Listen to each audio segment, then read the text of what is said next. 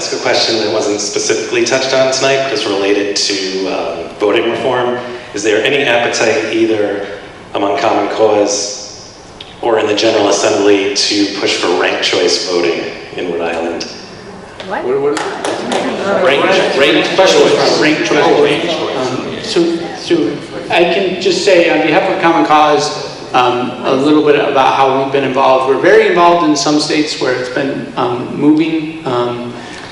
Not so involved in Maine where it was used in the last election, but in New Mexico we have a big campaign around ranked choice voting, and in New York we got it onto the ballot for the changes to the New York City charter for city council elections.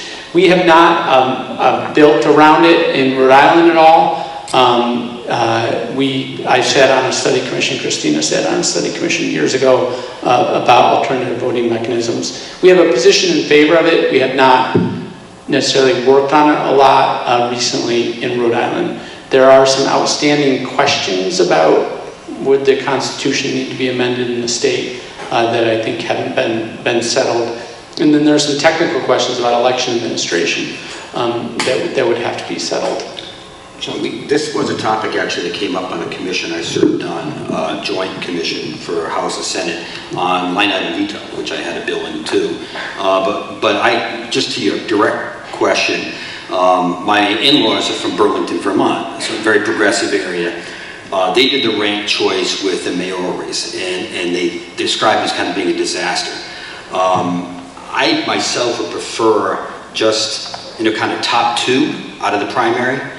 So all candidates go in and the top two come out, and whoever those two are, no matter party, affiliation, independent, whatever, will go to the general election. The exact issue, I think, if I'm recalling correctly, with the rank was, you're going to rank people from your top to the bottom. But if you'd known if one of those candidates actually was going to rank higher against what candidate you wanted, you might have changed the way you voted. So you really don't know after the initial vote occurs who you prefer is the lesser of evils, let's just put it that way. So it kind of it's a scramble that you don't really know who you're voting for after the initial who gets the top vote, or who your top choice was.